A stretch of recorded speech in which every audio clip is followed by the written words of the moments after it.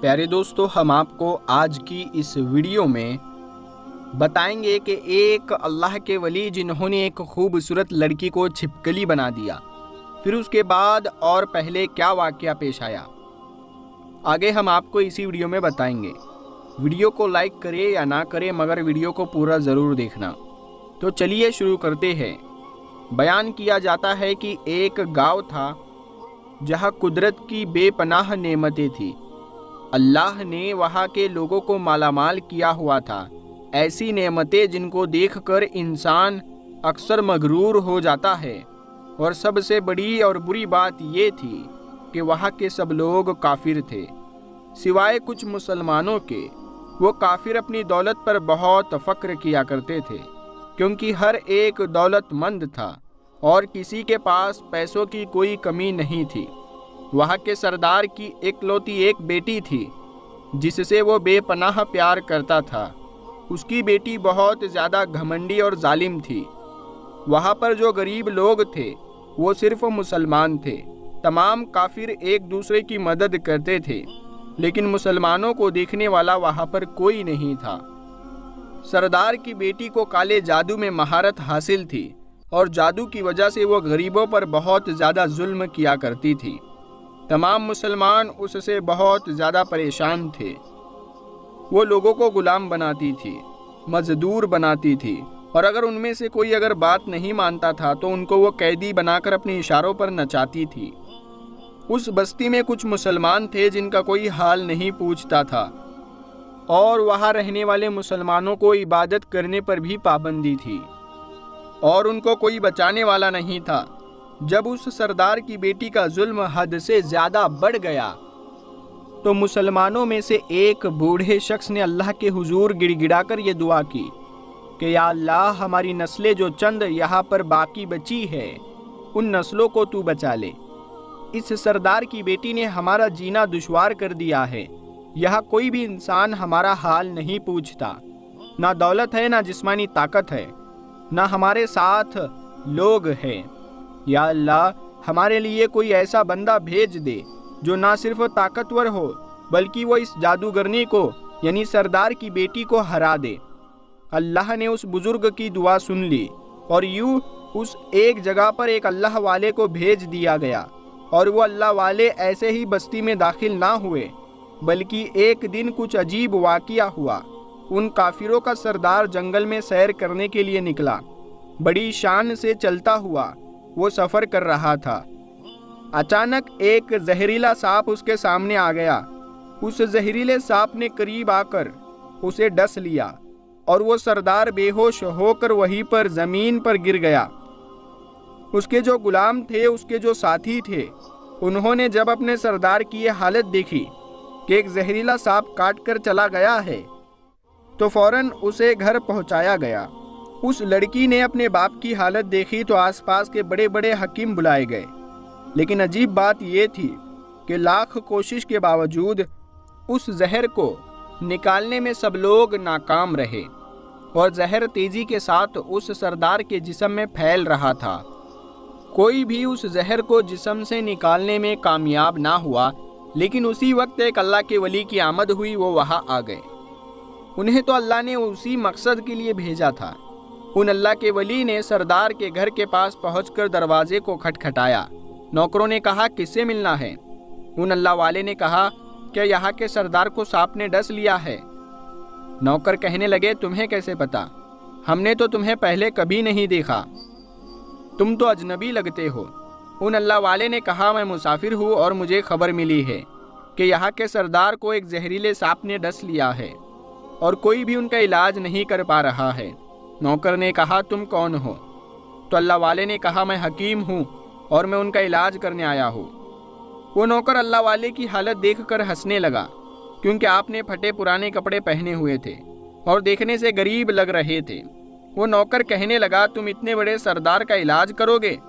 ارے یہاں آس پاس کے بڑے بڑے حکیم بلائے گئے ہیں، پیسوں کی ہمارے پاس کوئی کمی نہیں ہے، ہمارے سردار بہت امیر انسان ہیں، اور وہ تم جیسے غریبوں سے وہ اپنا علاج نہیں کرائیں گے۔ اللہ کے ولی نے کہا اگر تم چاہتے ہو کہ تمہارے سردار کی جان بچ جائے تو پھر مجھے اندر جانے دو۔ وہ غلام کہنے لگا ٹھیک ہے، ہم اندر سے اجازت لے کر آتے ہیں۔ نوکر اندر گئے اور سردار کی بیٹی سے کہا باہر ایک غریب آیا ہوا ہے، حلیے سے فقیر لگ رہا ہے، لیکن کہتا ہے کہ میں سردار کا علاج کر دوں گا، اور زہر جو ہے وہ تیزی سے پھیلتا جا رہا تھا، اس کو نکال کر باہر پھینک دے گا، ایسا وہ کہہ رہا ہے۔ تو اس کی بیٹی کہتی ہے کہ ٹھیک ہے، اس کو بلاؤ۔ جب اللہ والے اس گھر میں آئے تو دیکھا سردار جو ہے وہ تڑپ رہا ہے اور اپنی ٹانگوں کو بار بار پٹک رہا ہے۔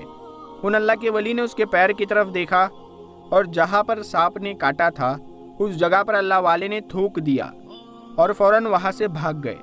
اس کے سارے سپاہی اور اس کی بیٹی حیران ہو گئے کہ یہ کون دیوانہ تھا، کمرے میں آیا اور علاج کرنے کے بجائے اس جگہ پر تھوک دیا جہاں پر سانپ نے کاٹا تھا، اور تھوک کر بھاگ بھی گیا، اس کو کسی نے پکڑا تک نہیں۔ سردار کی بیٹی غصے سے تل ملا رہی تھی کہ اس نے تو گستاخی کی ہے۔ اس نے کہا چلو کوئی بات نہیں، تھوک کو صاف کرو، میں ابھی اسے گرفتار کراتی ہوں۔ لیکن جیسے ہی حکیم نے تھوک کو صاف کرنے کے لیے رومال پکڑا تو حیران ہوتے ہوئے رک گیا۔ اس نے انگلی سے تھوک کو سانپ کے کاٹنے والی جگہ پر اچھی طرح سے مل دیا۔ سردار کی بیٹی کہنے لگی کہ آپ یہ کیا کر رہے ہو؟ اس فقیر بابا نے باپ کی ٹانگ پر تھوک دیا اور آپ اس تھوک کو پوچھنے کے بجائے مل رہے ہو۔ حکیم نے اپنے ہاتھوں کے اشارے سے سردار کی بیٹی کو روک دیا۔ جیسے ہی اس تھوک کو سردار کی ٹانگ پر ملا گیا تو فوراً ہی زہر کا اثر ختم ہو گیا۔ جو ٹانگ کٹنے کے قابل ہو گئی تھی وہ ٹانگ پہلے والی حالت میں آ گئی، اور پوری ٹانگ جو زہر کی وجہ سے نیلی پڑ چکی تھی اب وہ اپنے اصلی رنگ میں آ چکی تھی۔ اور جب سردار ہوش میں آیا تو حیران رہ گیا جب اسے بتایا گیا کہ ایک فقیر بابا کی تھوک کی وجہ سے آپ ٹھیک ہوئے ہیں۔ تو اس نے کہا کہ بھائی وہ تو ہمارے مسیحا ہے، تم لوگوں نے انہیں جانے کیوں دیا؟ جاؤ انہیں لے کر آؤ، انہوں نے تو ہمارے اوپر بہت بڑا احسان کیا ہے، ہماری جان بچائی ہے، اور ہم ان کے احسان کا بدلہ ضرور دیں گے۔ سردار کی بیٹی خاموشی سے اپنے باپ کو دیکھ رہی تھی، اس نے کچھ بھی نہیں کہا۔ گاؤں کے سردار کے کہنے پر سب سپاہی ان اللہ والے کو ڈھونڈنے کے لیے نکل گئے۔ وہ چاروں طرف پھیل گئے، لیکن کہیں بھی ان کو وہ اللہ کے ولی نظر نہیں آئے۔ پھر جب سپاہی جنگل میں داخل ہوئے تو وہاں ایک درخت تھا۔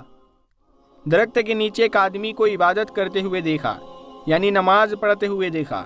وہ غور سے اس اللہ والے کو دیکھ رہے تھے کہ یہ کیا کر رہا ہے، یہ کس طرح کی عبادت کر رہا ہے۔ ہم لوگ تو اپنی بتوں کے آگے ہاتھ جوڑتے ہیں، اور یہ تو نہ بتوں کے سامنے کھڑا ہے نہ کہیں پر اور کھڑا ہے، یہ تو بس پتہ نہیں کس کو سجدہ کر رہا ہے۔ خیر، عبادت مکمل ہونے کے بعد فوراً ان اللہ والے کو پکڑ لیا گیا اور گاؤں کے سردار کے سامنے پیش کیا گیا۔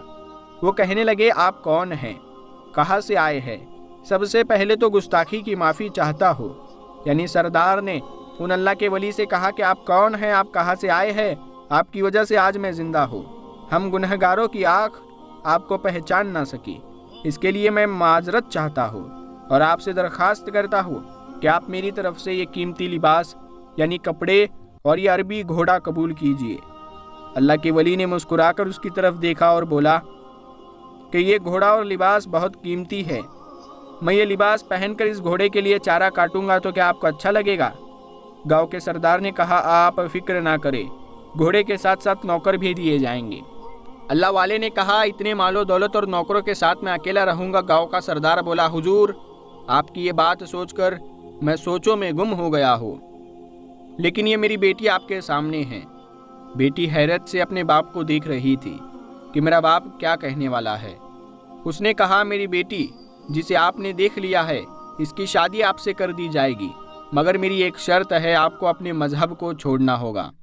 میرے سپاہیوں نے آپ کو یکتا پرست کی عبادت کرتے دیکھا ہے، اور جہاں تک ہماری معلومات ہے ہم بتوں کے آگے سجدہ کرتے ہیں، ان کی عبادت کرتے ہیں، ان سے مدد مانگتے ہیں، اور آپ جس کے آگے سجدہ کر رہے ہیں وہ آپ کا اللہ ہے اور آپ مسلمان ہیں، اسی لیے آپ کو اپنا مذہب چھوڑنا ہوگا۔ کیا آپ ایسا کر سکتے ہیں؟ اللہ والے نے کہا مجھے ایک بات بتائیے، آپ مجھ میں سب کچھ دیکھ رہے ہیں اور آپ نے مجھے یہ دعا بھی دی ہے کہ میری بہت اولاد ہو اور آپ کی نسل آپ کی بیٹی سے چلے۔ آپ مجھے ایک بات بتائیں، اگر ان بچوں میں سے کسی بچے کو خدا نہ خواستہ کچھ ہو گیا तो किसे रोना पड़ेगा? उस गांव के सरदार ने जवाब दिया, अगर ऐसा हो जाता है तो आप बाप होने के नाते आपको ही रोना पड़ेगा। अल्लाह वाले ने मुस्कुराकर कहा, अगर ये सारा माल लेकर मुझे रोना ही पड़ेगा तो आप अपना घोड़ा, अपनी दौलत, अपनी बेटी, हर चीज़ को अपने पास रख लो।